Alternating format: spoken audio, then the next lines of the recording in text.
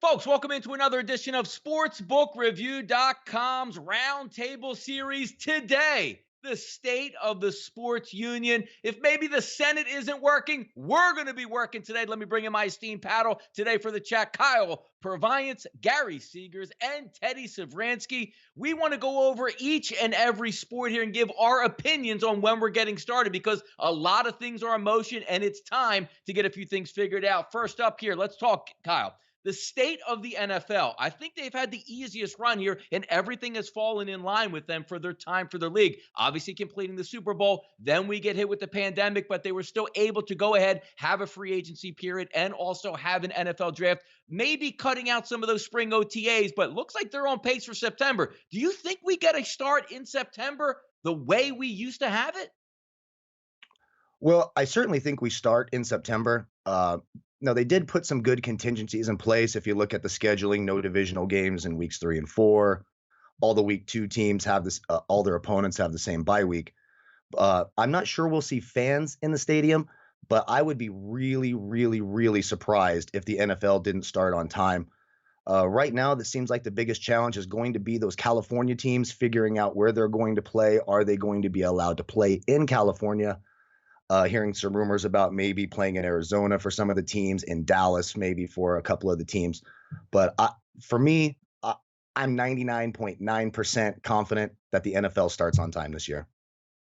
No, I'm with you there, Gary, bringing you into the conversation as we take a look at even, some of those states where they look at North Carolina, South Carolina, even further south, NFL obviously playing football with the Panthers. Their owner, David Tepper, is actually talking about, hey, let's not rule out no fans. Like maybe we can't have 80,000 in the stadium, but we can have, some social distancing and invite some fans in. Taking a look at a September start right now, positive for you at this point, or maybe, we'll see if it gets there. Oh, I'm at 100% that we are going to start on time. The NFL slows down for nobody. They have proven that time and time again. The teams in California, New York, maybe.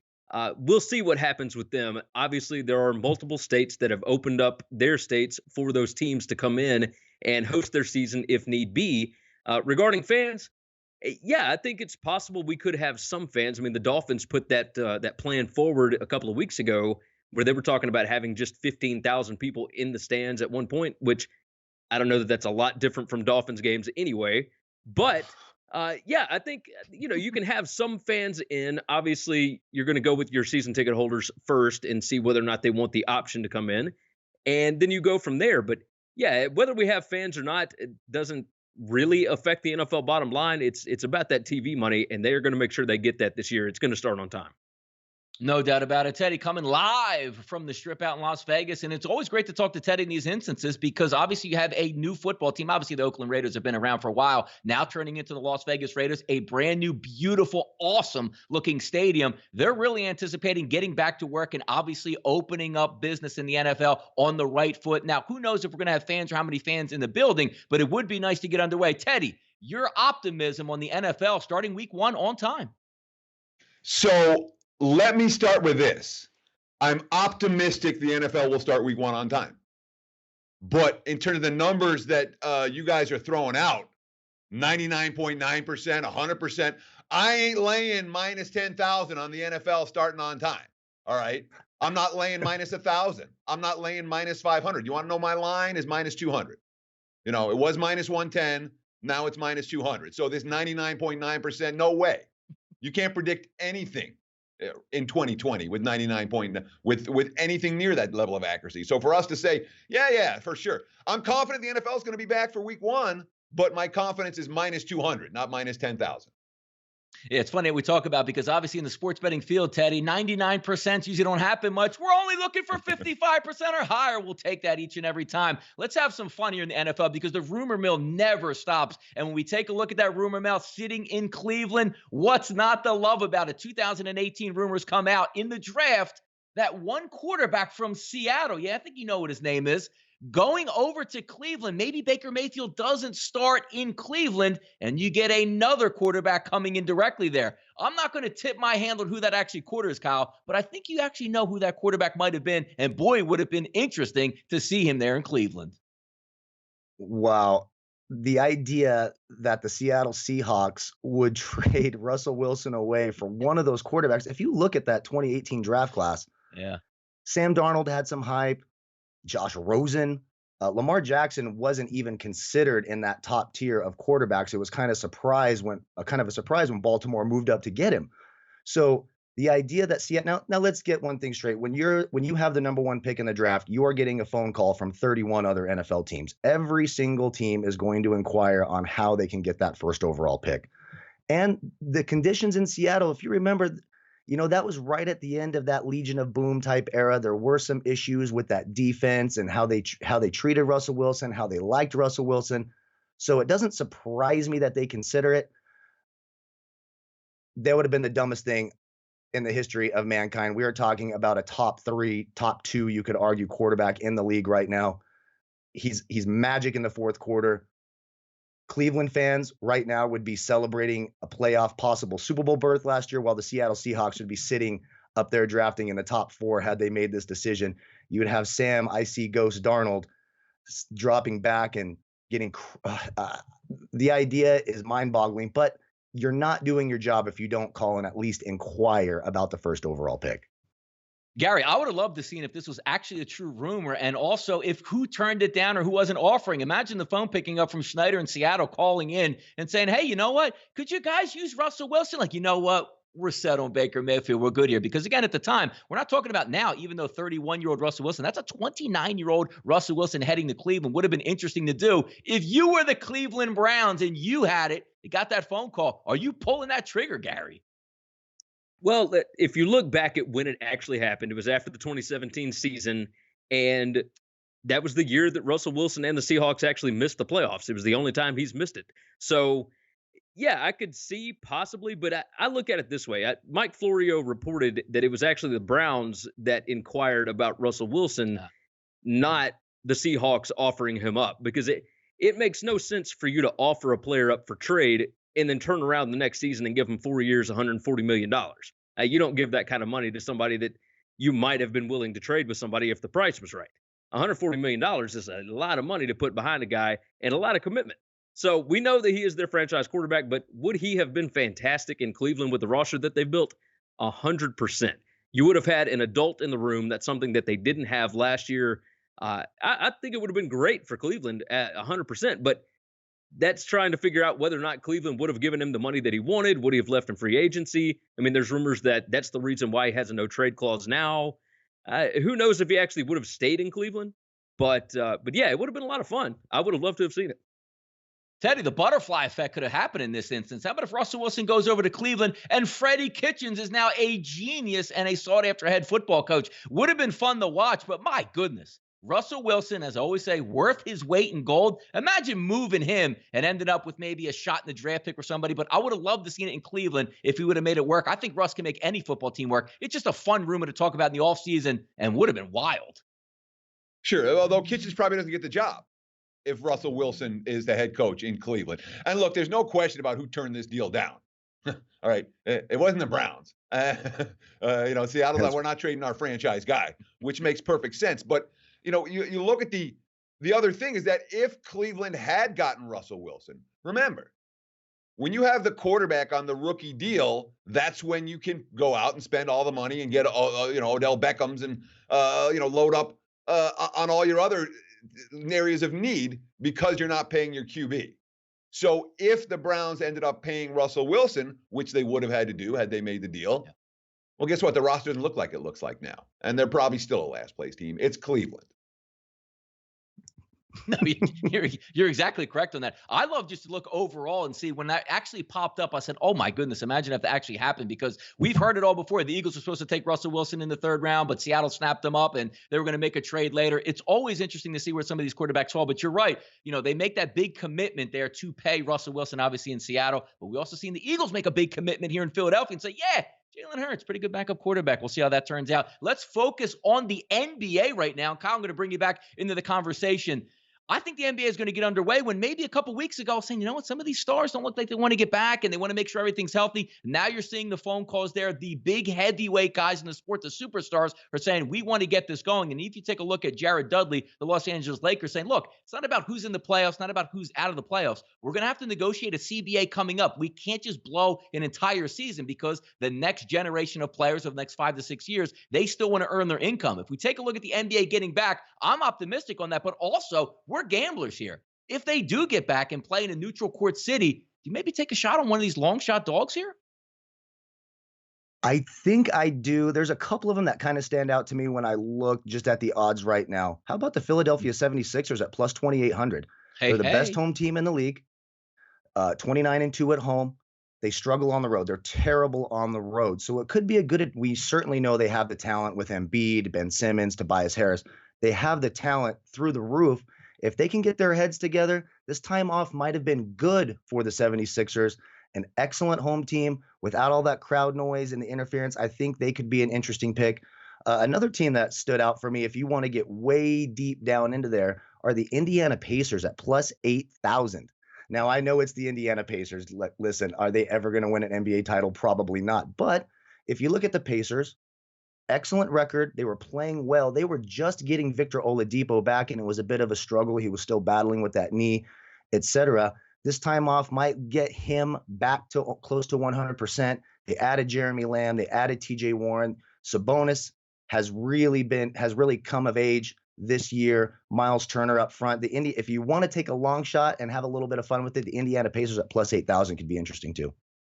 No, you're certainly right about that. When you look at teams like Philadelphia, a lot of those extenuating circumstances do come in. You brought up an awesome point where Sixers aren't a very good road team, but also Ben Simmons was down with a back injury. Got some latest updates from Elton Brand, the Sixers GM, saying, hey, look, he's on the mend right now. So some of these guys that are losing out overall, hey, they might have missed 20, 30 games. Now all of a sudden can come back refreshed and ready for a playoff run. Gary, talking on this situation, the Stars want to get back, and that's good because it's a star-driven sport. So when LeBron James says, you know what, we really got to get back on the court, that holds a lot of weight with the national media and also with Adam Silver as the running the league. But if we take a look overall at these teams, no, we don't know if they're going to be in Orlando playing games or we're going to be rotational. Certainly probably not going to be in LA. So when you look at teams like the Lakers, who were favored possibly to win the championship, now it's going to be one of those bubble type scenarios in a gym, maybe with 100 people in it. That might give an advantage to a long shot. Anybody out there that you might be looking at, Gary, say, you know what, might be worth a flyer on this team?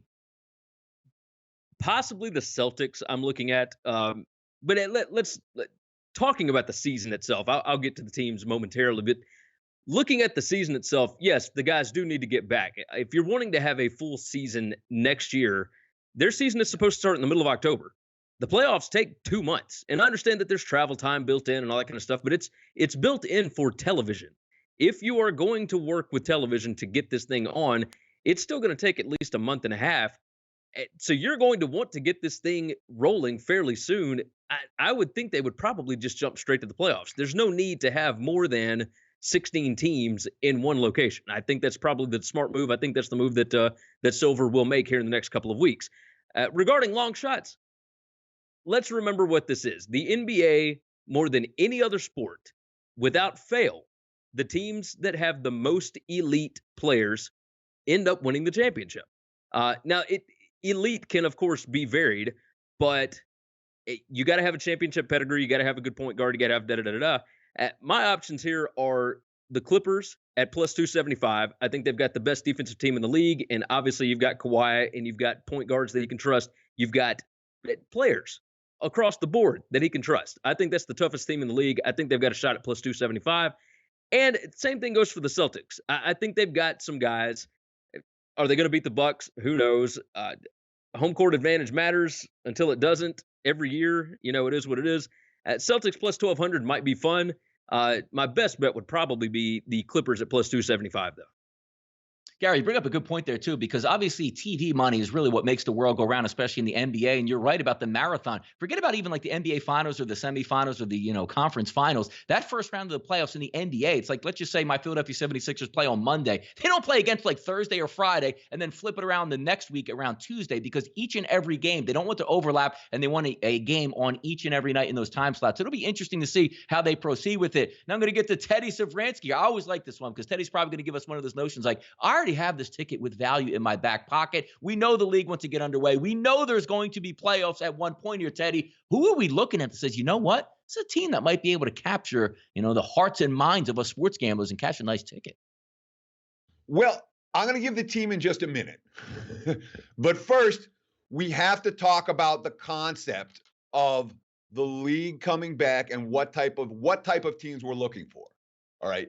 In a short turnaround environment, all right, we want teams that have done this before and been there before. So it's actually not a situation where I would say, hey, here's Philly, or here's Indiana. Indiana's a team I love, but I don't think the Pacers at 80, it's not a bet I want to make.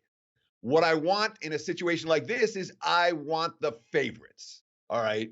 Clips, these are guys who have been there before. Lakers, these are guys who have been there before. And the one team that I'm going to talk about that we haven't talked about is the team that won it last year, Toronto, who nobody's talking about and who you can still get some fairly decent value on.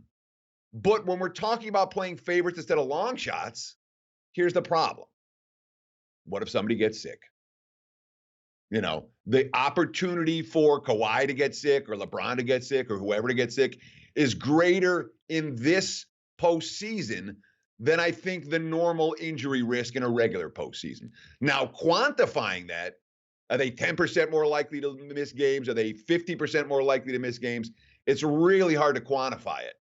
But the favorites are the way I'm looking for the NBA. I think that, and even though Toronto's not a favorite necessarily right now, they're one of the favorites in the East.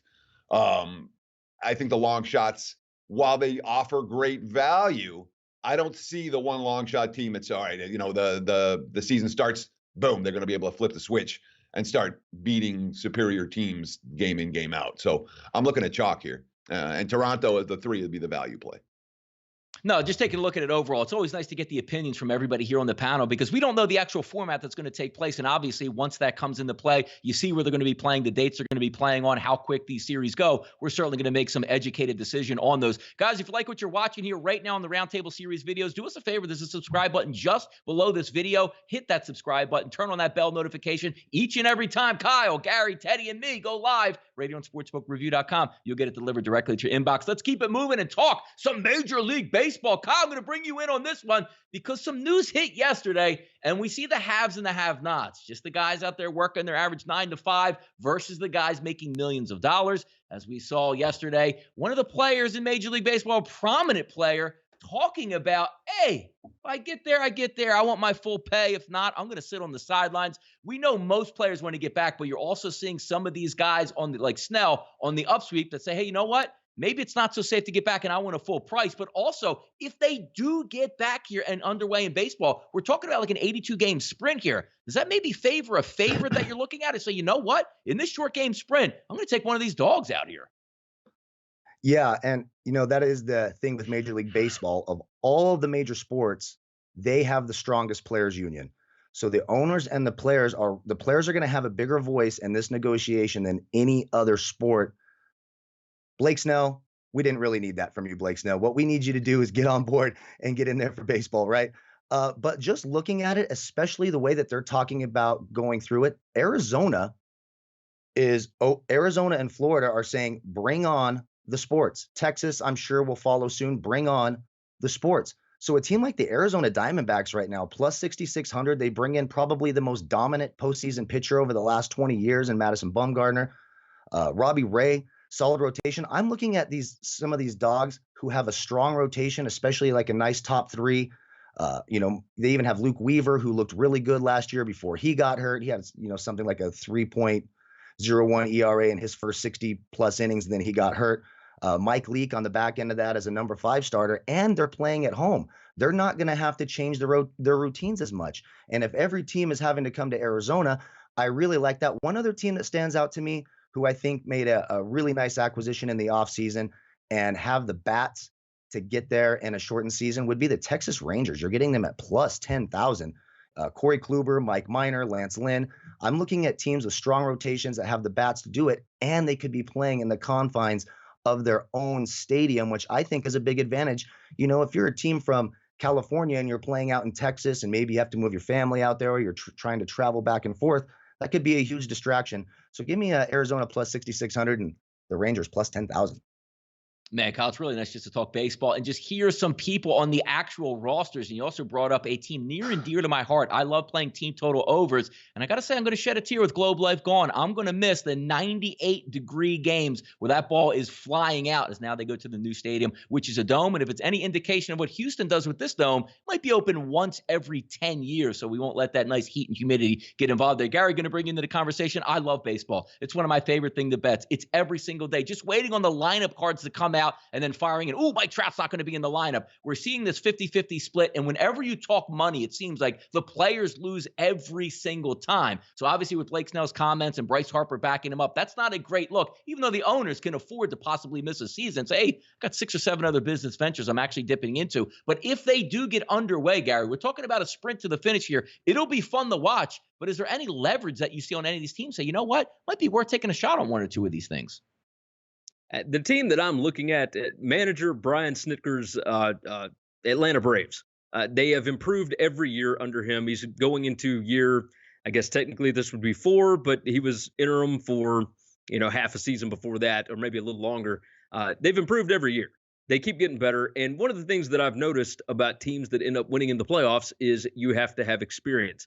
You have to have older guys that are mature, along with, some young, really talented players, and the Braves have got that exact formula this season. They're plus 1,200, plus 1,400 some places. I think that's probably the smart move. Obviously, a shortened season probably going to favor dogs. There's not as long to come back from injuries, things like that would happen in an 82-game season as opposed to 162. But yeah, I'm kind of looking at a favorite here. I like the Braves in this one.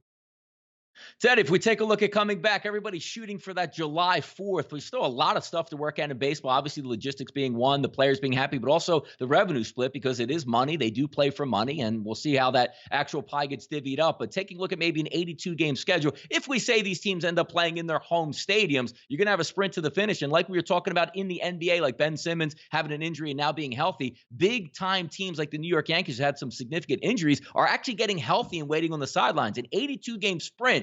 Does the cream rise to the top, or does somebody maybe be able to get out hot one of these younger teams or one of these teams with not a huge payroll might be able to steal a ticket or two here?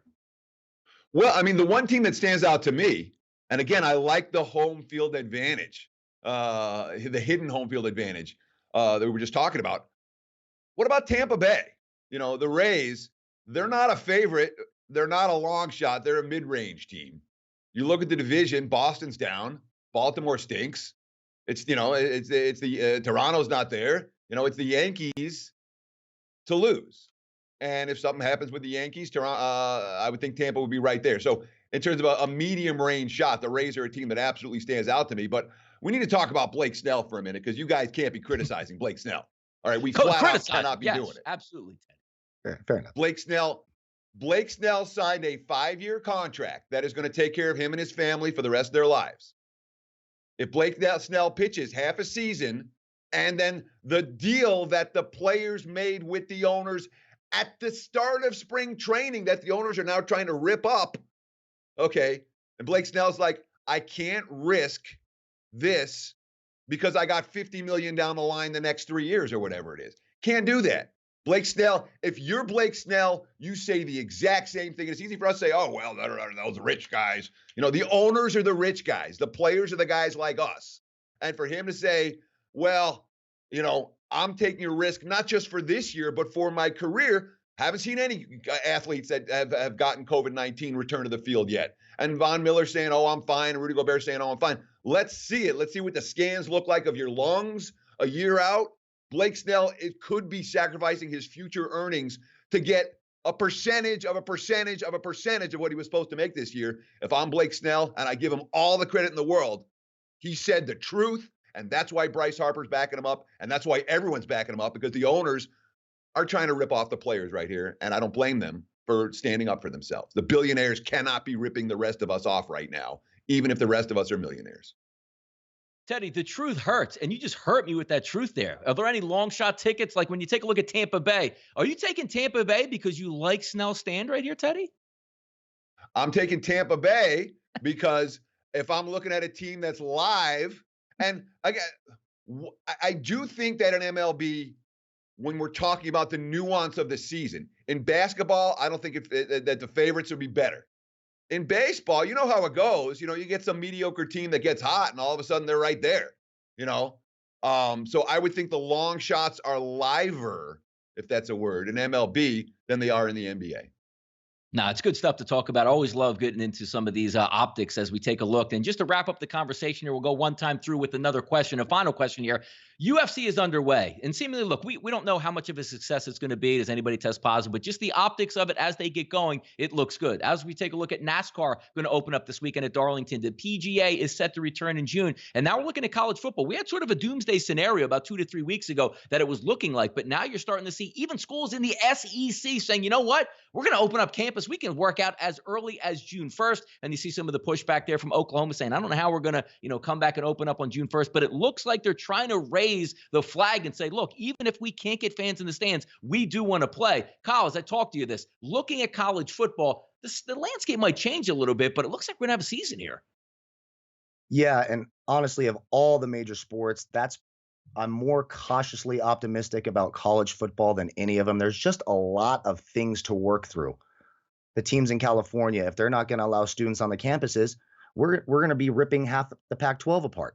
So how does that work? Now, I know here in Oregon, the head of the school here in Oregon is talking about they're ready to go and they want to play. But we also got to look at the economics of it, and it goes both ways. College football is such a huge driving economic factor for these schools and for every other sport that they play. Softball, swimming, and let's not forget about the Olympics, what is supposed to happen next year.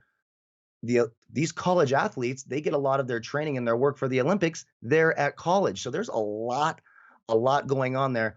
College football, unlike the NFL and other sports, does not make the bulk of their money from TV deals. They make the bulk of their money from the gate, from what they call them revenue contributors, season ticket holders, boosters, etc. Some schools, it's 50 to 60% of their revenue is just coming from the gate. Then you look at conferences like the Big Ten, where they have a gate sharing plan, where some of the smaller schools make profits off of what the big, the Ohio States, the Penn States at Happy Valley, they have, 80,000 fans. So they do gate sharing.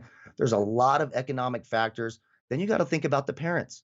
If you're sending your young kid off to school and they're saying, hey, we're not letting anyone on campus, but we want you to come play college football, how is that going to go over with the parents as well? So many factors. I'm hopeful, but like you said, if they do play, it's going to look a whole lot different. You're probably going to see a lot more of just regional contests, maybe combining a couple of conferences so they can get players to certain areas. The logistics of it seem very, very difficult for me. And then what happens to the NFL? The NFL draft, if these players don't play, what happens to red shirts so there's so many factors. College football seems like the most complicated scenario of all the sports. Yep. So when you take a look, Kyle, at some of the regional optics of it all, and I'm going to bring in Gary here because if you can't tell from his voice, this is SEC country, where obviously it does mean more. Auburn and Alabama will play 12 straight weeks if you let them, and they will pack those stadiums. So the teams in the South, we know they're going to want to get after, but it's interesting what Kyle brings up. Obviously, those Cal State schools, 23 of them closing down. We'll see if they open up or at least get some semblance because, again, might not have fans there, but if we're looking regionally, as Kyle says, Gary, SEC says we open for business. Oh, 100%. And it's not just the SEC. The Big 12 is also looking into it. There's a lot of teams in this part of the world, in the majority of the United States, that are going to be playing college football. There is no czar. There is no league. There is no anything for college football. You've got the NCAA, who doesn't really control college football. It's insane. They control all of college basketball, but they do nothing when it comes to football. It kind of shows that you need a commissioner for this sport. But when you've got 130 Division I teams, They're all going to do what they want. They all have separate television deals. They all have different money coming from different places, and they have to have a season in order to fund the other athletic programs that are on campus. I mean, we just saw Akron drop 3 sports, but just because they know that they're not going to be able to get fans in the stands, not that they get a ton anyway, but you still have to have college football for even the small television deals, right? So the SEC is going forward. And Brett McMurphy just the other day over at stadium.com said that, there are ADs out there right now that are talking about home and home in league games. So teams that might affect, I mean, there's a division in the Mountain West Conference that has 3 Cal State University system schools in it. UNLV plays 4 Cal State University teams this year. They're going to have to fill up that schedule somehow. Television spots are going to have to be filled up. They're going to find a way to do this, and it is going to look insanely different than it ever has. I think it's going to be really entertaining just to watch the chaos. Now, I'm a fan of chaos, but it is definitely going to be strange. And, it depends on whether or not California wants to let their players play or anything like that. If the Pac-12 decides as a conference that we are going to play in the spring and everybody agrees to it, I think that's fine, but they're not going to have a shot at a national championship that way. It might fill some television voids, but it's definitely going to be insane. I think we're going to have a college football season, but it will look drastically different than it ever has.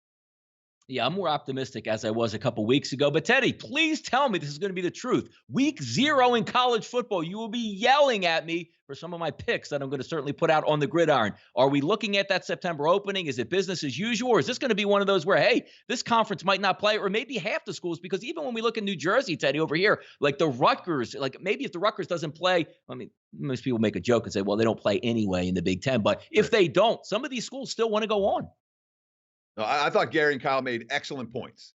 And maybe the most important point of the bunch is nobody's in charge. All right. There's no Adam Silver. There's no Rob Manfred. Okay. Emmert, the head of the NCAA, has no authority over anything. So, and the NCAA has essentially punted on this. Like, all right, you guys decide. So now each conference commissioner has to make their choice. And not make their choice, but it's not like they're sitting there alone. All right, I get to pick. Do we go or not?